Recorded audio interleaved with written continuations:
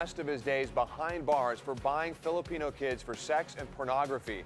The latest on the case that led to his fate behind bars.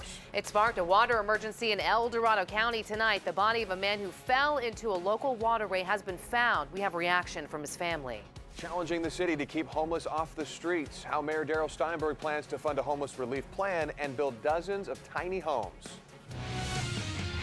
This is Fox 40 News at 5. Those pornographic images were in fact made and sent to him, and he selected which children he wanted to travel to the Philippines to have sex with.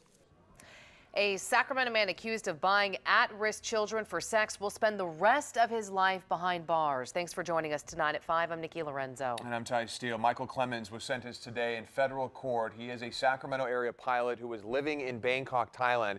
He's been convicted of traveling to the Philippines to have sex with minors. The Department of Justice saying Clemens paid $6,000 to a woman in the Philippines to take nude photos of girls so he could then choose his victims. Court documents say Clemens told his associate to focus on finding girls whose parents wouldn't be around or pose a problem. Today, Clemens also pleaded guilty to producing more than 27,000 images of child pornography. Fox 40's Doug Johnson was inside that courtroom this morning, and he joins us now live from the federal courthouse with the very latest. Doug? Ty, just a few hours ago, the U.S. Attorney for this district talked about the importance of not only catching sexual child predators like this, but also convicting them. Once a Bangkok-based commercial pilot, now convicted of buying children from the Philippines. 57-year-old Michael Carey Clemens will spend the rest of his life in prison. The salacious details of his email exchanges with his procurer are absolutely shocking. Standing in front of the cameras, U.S. Attorney of the Eastern District of California, McGregor Scott, detailed the case. In 2014, Clemens was flagged by the FBI after Yahoo reported his email account had suspicious activity. He was communicating with an accomplice in the Philippines to find homeless children for him. He sent money to that person to procure the children, requested in graphic detail the types of pornographic images he wanted of those children.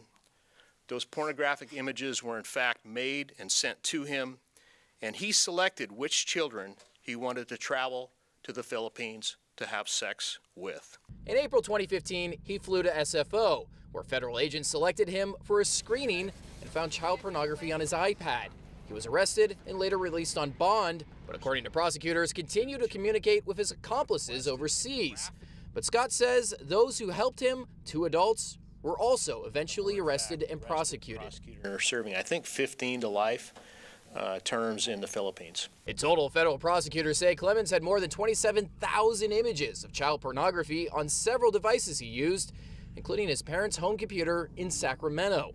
What Scott says most disturbing are the ages of his victims he met in the Philippines. The 3 young girls he ultimately selected were 7, 9, and 10 at the time of his actions.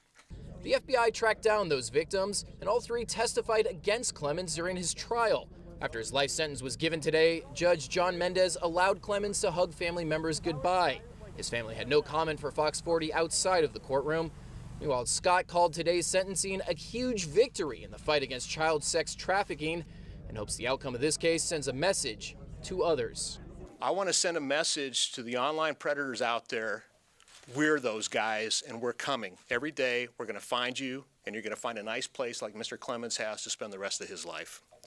Now, there was a member of the FBI at today's press conference, and they said that typically when you have a case with this many child porn images involved, there are oftentimes spin-off investigations into the people who may have received some of those images. Now, we did ask if that was the case in this case, but they said that at this point in time they could not confirm if they're looking into who may have received some of those images that he had. Reporting live in downtown Sacramento tonight, Doug Johnson, Fox 40 News.